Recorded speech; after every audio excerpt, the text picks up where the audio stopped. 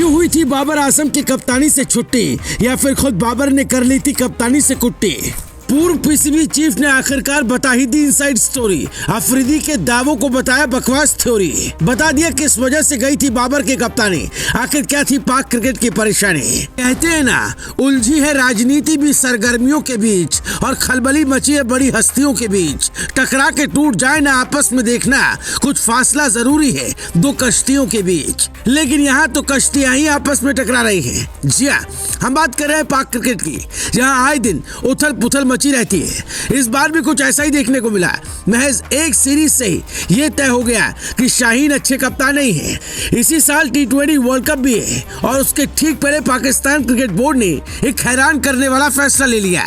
बाबर को फिर से कैप्टनसी मिल गई और शाहीन बेआबरू होकर निकल गए। अपना दर्द भी सोशल मीडिया पर शाहीन ने बयां किया, कुछ धमकी भरे लहजे में ही सही, लेकिन इससे तो साफ ही अंदाजा हो चलता है कि पाक क्रिकेट में कुछ ठीक नहीं चल रहा। पीसीबी में तो पहले से ही बड़ी हस्तियों के बीच खलबली मची थी, अब तो खेमे भी कई हो चले। ये पता करना भी मुश्किल हो गया कि किस खेमे में कौन है। अब एक और बम अचानक से पाकिस्तान क्रिकेट में फूट पड़ा है। वो है साबिक पीसीबी चीफ ज़का अशरफ की तरफ से। उन्होंने साफ कर दिया कि आखिर बाबर को कप्तानी से क्यों हाथ धोना पड़ा था।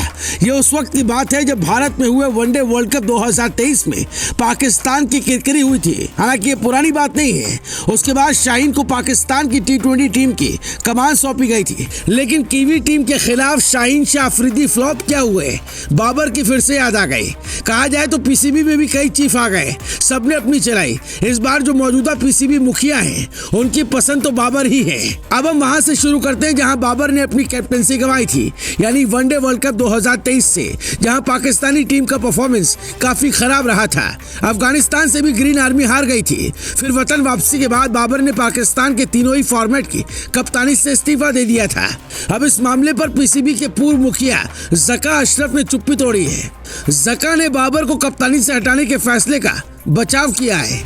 पीसीबी के पूर्व मुखिया ने शाहिद अफरीदी के उन दावों का भी खंडन किया जिसमें पाकिस्तान के पूर्व कप्तान ने कहा था कि उन्होंने पीसीबी को लिमिटेड ओवर्स की क्रिकेट में मोहम्मद रिजवान को कप्तान बनाने की सलाह दी थी। अफरीदी ने कई बार ये कहा था कि उन्होंने शाहीन शाह अफरीदी को नहीं बल्कि रिजवान को कैप्टनसी देने की बात कही थी। बाबर आजम की कप्तानी के बारे में बात करते हुए ज़का अशरफ ने कहा, ये उनका अपना फैसला था। जब मैं उनसे मिला तो मैंने उन्हें साफ तौर पर बताया कि सभी को लगता है कि सभी फॉर्मेट में कप्तानी करने का बोझ आप पर है, और इसीलिए आपके परफॉर्मेंस पर दबाव बढ़ रहा है। आपको सिर्फ टेस्ट फॉर्मेट के कैप्टन के तौर पर ही बने रहना चाहिए।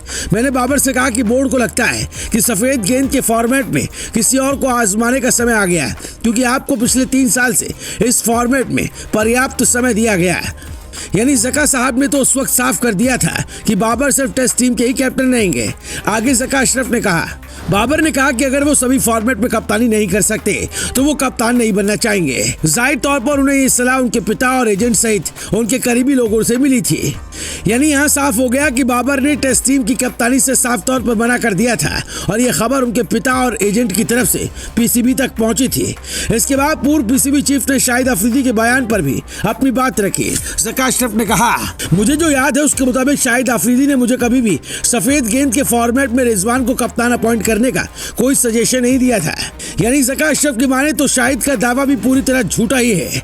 हालांकि अभी जो पाकिस्तान क्रिकेट में हालात चल रहे हैं, उससे ये अंदाजा लगा पाना काफी मुश्किल है कि कौन सच बोल रहा है कौन झूठ, क्योंकि यहाँ राजनीति इस कदर हावी है कि कब किसका पत्ता कट जाए और कब कौन विलेन से हीरो बन जाए, कहना मुश्किल है।